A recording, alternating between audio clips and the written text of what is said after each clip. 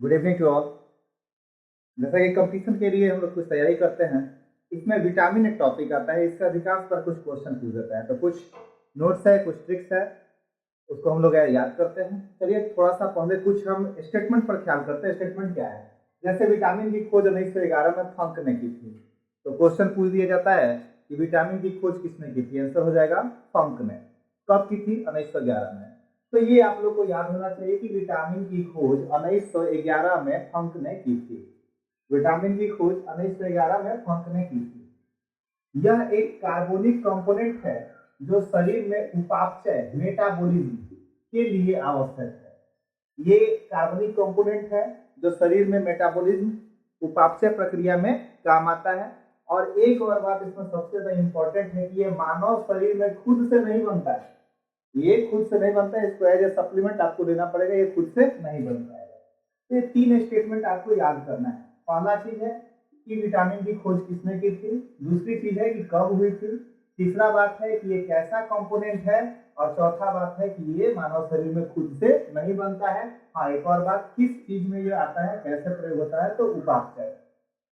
इसके बाद एक इंपॉर्टेंट क्वेश्चन है, पूछ देता है एग्जामिनेशन में कि गोल्डन राइस में प्रचुर मात्रा में विटामिन ए होता है। पूछता है कि गोल्डन राइस में प्रचुर मात्रा में क्या होता है? आपका आंसर होगा कि गोल्डन राइस में प्रचुर मात्रा में विटामिन ए होता है। और एक बात याद रखिएगा कि जिस भोज्य पदार्थ में बीटा कैरोटीन होता है, जिस भोज्य पदार्थ में बीटा कैरोटीन होता है, उसमें विटामिन ए होता ही है। फिर से सुनिएगा बात, जिस भोज्य पदार्थ में बीटा कैरोटीन होता है, जिस भोज्य पदार्थ में बीटा कैरोटीन होता है, उसमें विटामिन ए होता ही है। तो अगर विटामिन ए किसी भी खाद्य पदार्थ में है तो आप उसी समय समझ जाइए कि उसमें बीटा कैरोटीन होगा। और अगर बीटा कैरोटीन है तो निश्चित है कि वो विटामिन ए के लिए प्रचुरता रखता है। पॉलिश्ड राइस में विटामिन B1 नहीं होता है। पॉलिश्ड राइस में विटामिन B1 नहीं होता है। और एक और चीज पूछा जाता है कि एनीमिया के उपचार के लिए हम लोग किस विटामिन का प्रयोग करते हैं? एनीमिया के उपचार के लिए हम लोग किस विटामिन का प्रयोग करते हैं? तो आपका आंसर हो जाएगा B9 का, जिसे हम लोग फॉलिक अम्ल कहते हैं। एनीमिया के उपचार के लिए हम लोग किसका प्रयोग करते हैं? B9 का। उसे हम लोग किस नाम से जानते हैं? फॉलिक अम्ल के नाम से। फिर एक क्वेश्चन पूछता है कि B12 में किसकी प्रचुरता होती है? तो B12 में कोबाल्ट धातु की प्रचुरता होती है। B12 में कोबाल्ट धातु की प्रचुरता होती है। ऑस्टियोमलेशिया वयस्क में हड्डी संबंधित रोग है। देखिएगा, रिकेट्स जो है बच्चों में होने वाला रोग है, विटामिन डी की कमी से होता है। और बुजुर्ग में ऑस्टियोमलेशिया, बुजुर्ग में, वयस्क में, यानी 18 साल से बड़े लोगों में होने वाले हड्डी संबंधी रोग है। और रिकेट्स बच्चों में होने वाला रोग है जो विटामिन डी की कमी से होता है। और विटामिन डी की आपूर्ति हमको कहां से मिलती है? तो सूर्य से। विटामिन ए को ब्यूटी विटामिन कहते हैं। ब्यूटी विटामिन कहने का मतलब है कि ये खूबसूरती बढ़ाता है। अब इसका ये मतलब नहीं है कि बहुत ज्यादा ले लीजिएगा तो सूर्य रहे ऐसा सीधे ऐश्वर्य रहे हो जाएगा, ऐसा भी कोई बात नहीं है। विटामिन ई को ब्यूटी विटामिन कहते हैं। जैसा शक्ल रहेगा उसी में निखार आएगा। हालांकि आजकल का तो देख ही रहे, आंत में विटामिन के होता है, आंत में विटामिन के होता है। तो ये सारे इंपॉर्टेंट स्टेटमेंट्स हैं जो हाल फिलहाल के एग्जामिनेशन में विटामिन से आया है। हाल फिलहाल के एग्जाम्स में विटामिन से संबंधित यही क्वेश्चन आए हैं जिसको यहाँ पे लिख दिया गया है। ये 4, 3, 7, 3, 10 स्टेटमेंट है। अभी विटामिन पे इतनी बातें हो गई। विटामिन होते कितने प्रकार के? तो विटामिन होते हैं 6 प्रकार। कौन कौन होते हैं? तो ए, बी, सी, डी, ई और के। ए, बी, सी, डी, ई और के। अब इसमें कभी कभी क्वेश्चन पूछ देता है कि कौन कौन से विटामिन जल में घुलनशील है और कौन कौन से विटामिन वसा में, फैट्स में घुलनशील है। तो याद रखिएगा मेरी ये बात कि एक हिंदी में मुहावरा है, गई भैंस पानी में। गई भैंस पानी में, यानी बी और सी जल में घुलनशील है। बी और सी जल में घुलनशील है।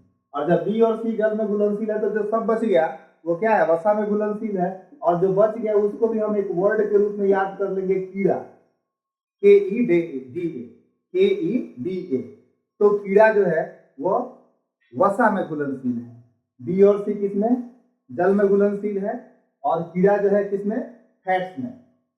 फैट मतलब वसा में, और ये किसमें, वाटर में घुलनशील है। तो ये इतनी बातें आपको याद रखनी है। अब हम लोग नेक्स्ट चीज पढ़ते हैं कि कौन से विटामिन के कमी से कौन सा रोग होता है, और उस रोग को दूर करने के लिए जिन चीजों का हम प्रयोग करते हैं वह क्या स्रोत है। तो सबसे पहले विटामिन ए। विटामिन ए की कमी से हमें रतौंधी रोग हो जाता है, जिससे हमको अंधेरा होने पे रात्रि में दिखाई नहीं देता है। ठीक है, तो ये विटामिन ए की कमी से होता है रतौंधी। इसे दूर करने के लिए हमको क्या लेना चाहिए, सप्लीमेंट, दूध लेना चाहिए, अंडा खाना चाहिए, पनीर खाना चाहिए, और हरी सब्जी। हरी सब्जियां तो लगभग हर बीमारी को दूर करने के लिए लेना चाहिए। वो इंजेक्शन वाला नहीं, नहीं तो वो मूली लगता है लौकी के जैसा इंजेक्शन दे देते हैं सबको। तो ए जो है विटामिन ए की कमी से रतौंधी होता है।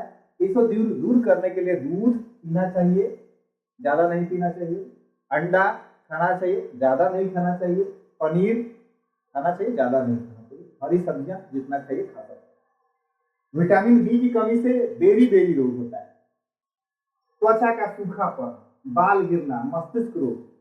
जाड़े के दिन में तो बाल इतना गिरता है कि कभी कभी डाउट हो जाता है कि कैंसर नहीं हो गया है। तो ये सारी बीमारियां जो है विटामिन बी के कमी से होती हैं। बेरी बेरी, त्वचा का सूखापन, बाल गिरना, मस्तिष्क रोग। इन सब को दूर करने के लिए हम लोग को सोयाबीन खाना चाहिए, सूरजमुखी का तेल लेना चाहिए, और अंडा खाना चाहिए। विटामिन सी, एस्कर्वे, मसूड़ों की बीमारी, इसे नाविक रोग भी कहते हैं। अधिकांश से पहले नाविक लोग को होता था, जब वो लंबी दूरी तय करते थे तो उन लोग को एस्कर्वे रोग होता था, मसूड़ा में सूखापन आ जाता था। इसे दूर करने के लिए हम लोग खट्टा फल, आंवला, संतरा, जितना भी खट्टा फल है खूब खाइए, एस्कर्वे रोग नहीं होगा। और उसके बाद से विटामिन डी, मैंने बताया हड्डी का रोग है बच्चों का, रिकेट्स, और इसे दूर करने के लिए सूर्य प्रकाश लेना चाहिए। अभी हाल फिलहाल में जिस तरह का सूर्य का प्रकाश हो रहा है उसमें 12 बजे भेज दीजिए छत पे, सारा रिकेट्स दूर हो जाएगा।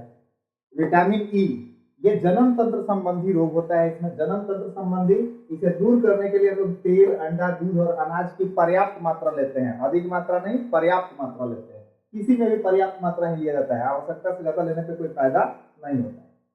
और ये विटामिन के है, विटामिन के की कमी से रक्त थक्का नहीं बनाता, यानी छोटा सा भी एक्सीडेंट हो गया तो इतनी ज्यादा मात्रा में खून गिरेगा कि आप यमलोक में चले जाएंगे, और वहां पे आप लोग को उर्वशी और मेनका भी नहीं मिलेगी, तो उसके लिए इंद्र के पास जाना पड़ता है। तो विटामिन के की कमी से रक्त का थक्का नहीं बनता है, ज्यादा मात्रा में खून गिर जाता है। इसे दूर करने के लिए हम लोग को टमाटर और हरी सब्जियां खानी चाहिए। तो इस वाले स्लाइड में आपने देखा कि कौन से विटामिन की कमी से कौन सा रोग होता है, और उसके बाद से आपको ये भी बता दिया गया कि उसे दूर करने के लिए हमें क्या क्या ग्रहण करना चाहिए। स्क्रीनशॉट ले सकते हैं हम लोग। देखिए, अब हम लोग यहाँ पर पढ़ेंगे विटामिन के रासायनिक नाम भी पूछता है एग्जाम में। तो विटामिन का रासायनिक नाम जब पूछता है तो सबसे पहले मैंने लिख दिया A B C D E के, लाइन से आपको लिख देना है A B C D E के। और एक ये ट्रिक याद रखना है, रक्त एक टॉफी, र ए क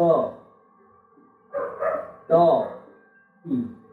माफ करिएगा, मेरा राइटिंग थोड़ा ज्यादा ही खराब होता है, तो राइटिंग पे आप लोग मत जाइएगा, जो बोल रहे हैं उसको ध्यान से सुनिएगा, खुद से नोट बना लीजिएगा। तो A B C D E के मैंने लाइन से लिख दिया, और यहाँ पे रक्त एक टॉफी लिख दिया। र से रेटिनॉल, ख से थाइमिन, ए से एस्कार्बिक एसिड, क से कैल्सीफेरॉल, ट से टोकोफेरॉल, और पी से फिलोक्यूनिन जो होता है, लेकिन इसका एक और नाम होता है नैफ्थोक्यूनोन। नैफ्थोक्यूनोन। अब यहाँ पर मान लीजिए कि आपने याद किया, 3-4 ही याद हुआ, बाकी 2 नहीं याद हुआ, और एग्जामिनेशन में वही क्वेश्चन पूछ दिया जो आपको नहीं याद है, तो आप A B C D E के लिख दीजिएगा, लाइन से रफ एक टॉफी लिख दीजिएगा। अब ए, मान लीजिए कि आप एस्कार्बिक एसिड भूल गए हैं, तो ऑप्शन में जो ए वाला रहेगा उस पर टिक मार दीजिएगा। अगर मान लीजिए आप टोकोफेरॉल नाम भूल गए हैं, तो टॉ से जो शुरू हो रहा है उस पर टिक मार दीजिएगा। तो ये तो होगी, लेकिन इसमें ये जो है ये लालू प्रसाद के रिलेशन से बिलोंग करता है। हम दो हमारे गिन दो वाले सिस्टम नहीं है, हम दो हमारे अनेक। तो इन्होंने यानी बी ने जनसंख्या नियंत्रण का कोई ख्याल नहीं किया और इनके वंशज बहुत सारे निकल गए। अब वंशज जब बहुत सारे निकल गए तो वो इस तरह से हो गए। अब सबका तो नाम पॉसिबल नहीं है लिखना, लेकिन जितना एग्जाम में आता है मैंने उसका नाम लिख दिया, और कुछ चीज तो बैठ जाता है ट्रिक पे और कुछ नहीं बैठता है लेकिन इंपॉर्टेंट है उसको मैंने अलग कर दिया। तो यहाँ पे B1, B2, B3, B5, B6, B7 और B12। इसके लिए एक ट्रिक है, थोड़ा न्यू पैंट पर बसा, थोड़ा न्यू पैंट पर बसा। हो से थाइमिन, र से रेबोफ्लोविन, हो से थाइमिन, र से रेबोफ्लेविन, न्यू से निकोटिनाइनाइड, इसके अलावा नियासिन, अधिकांशतः एग्जाम में नियासिन ही पूछता है, आप लोग नियासिन याद करिएगा। पैन 5 जो है उसको हम लोग पेंटा कहते हैं, तो पेंटा से ये समझ में आ जाएगा कि पेंटाथोनिक अम्ल है। 6 पर पायरोडॉक्सिन, B6 का नाम है पायरोडॉक्सिन, B7 का नाम है बायोटीन और B12 का नाम है साइनोकोबालामिन। साइनोकोबालामिन B12 का नाम है, ये इंपॉर्टेंट है, एग्जामिनेशन में कई बार पूछता है। इसके अलावा ये और ये इंपॉर्टेंट है। अब देखिएगा B4 एक बच गया, जब यहाँ पे B1, B2, B3 था तो B4 बच जाएगा। B4 को भी लोग जान लें, उसको एडिनिन कहा जाता है। उसे क्या कहते हैं? एडिनिन।